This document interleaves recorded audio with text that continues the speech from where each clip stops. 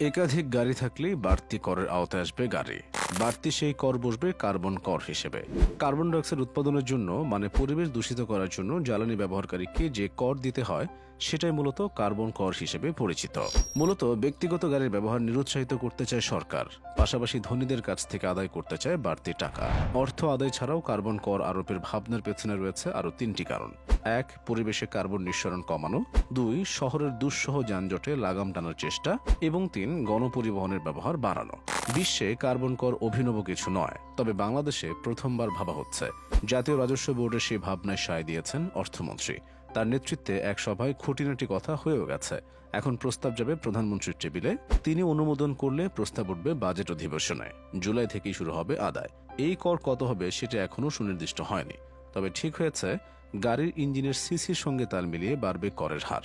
দ্বিতীয় গাড়ির নিবন্ধন এবং নবায়নের সময় ২৫,০০০ টাকা থেকে ৩ লাখ টাকা পর্যন্ত দিতে হবে বাড়তি কর। একই ব্যক্তির নামে কেনা দ্বিতীয় গাড়ির জন্য কর হতে পারে সর্বোচ্চ ৩ লাখ টাকা।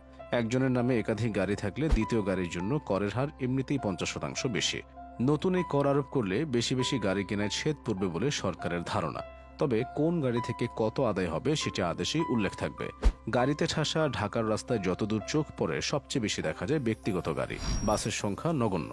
সিএনজি অটোরিকশা মিটারে বা নির্ধারিত ভাড়ায় তো চলেই না, যাত্রীর ইচ্ছামতো গন্তব্যেও যেতে চায় না। উবার পাঠাওয়ের বাইকাররা অ্যাপ ছেড়ে এখন খ্যাপ মারতেই বেশি আগ্রহী। এ কারণে যাতায়াতের ভোগান্তি কমাতে সামর্থ্য থাকলেই গাড়ি কিনছে মানুষ। বদলে যাওয়া যুগের হাওয়ায় গাড়ি এখন আর কোনো বিলাসিতা নয়, বরং নিত্য ব্যবহার্য একটি পণ্য। কিন্তু টাকা থাকলেই একের পর এক গাড়ি কেনার শখ রয়েছে বহুজনের। তাদের সেই শখ পূরণের বলি হচ্ছে সাধারণ মানুষ। রাস্তায় বাড়ছে যানজট, অতিরিক্ত জ্বালানির ব্যবহারে বাড়ছে পরিবেশ দূষণ। গ্রিনহাউস গ্যাস নিঃসরণ বেড়ে যাওয়ায় বেড়ে যাচ্ছে গরম। অস্থিতিশীল হচ্ছে পরিবেশ। প্রতি বছর হাজার হাজার গাড়ি সড়কে নামছে আর যানজট পরিস্থিতির অবনতি হচ্ছে।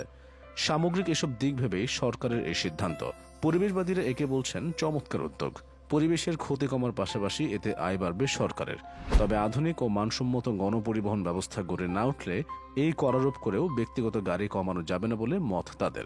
কার্বন কর যে পরিবেশ দূষণ কমাতে ভূমিকা রাখে তার প্রমাণ মিলেছে গবেষণায়। ১৯৯০-এর দশকের শুরুতে সুইডেন প্রথমবারের মতো পরিবহন খাতে এই কর এবং মূল্য সংযোজন কর আরোপ করে। লন্ডন স্কুল অব ইকোনমিক্সের গবেষকদের এক সমীক্ষায় দেখা গেছে এতে পরিবহন খাত থেকে কার্বন ডাইঅক্সাইড নির্গমন কমে ১১ বেসিস পয়েন্ট।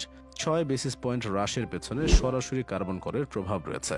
এখন অনেক দেশই গাড়ি কেনাবেচার উপর কার্বন ডাইঅক্সাইড সংক্রান্ত নানা ধরনের কর আরোপ করছে। গাড়ি জ্বালানি সাশ্রয়ী হলে করের হার কম থাকে। ইংল্যান্ড সরকার ২০৩০ সালের পর থেকে ডিজেল চালিত গাড়ি ব্যবহার করলেই নতুন কর দিতে হবে বলে জানিয়ে দিয়েছে। তবে শুধু গাড়ির কার্বন কর নয়, ধীরে ধীরে শিল্প কারখানাগুলোকেও এই করের আওতায় আনার লক্ষ্য রয়েছে সরকারের।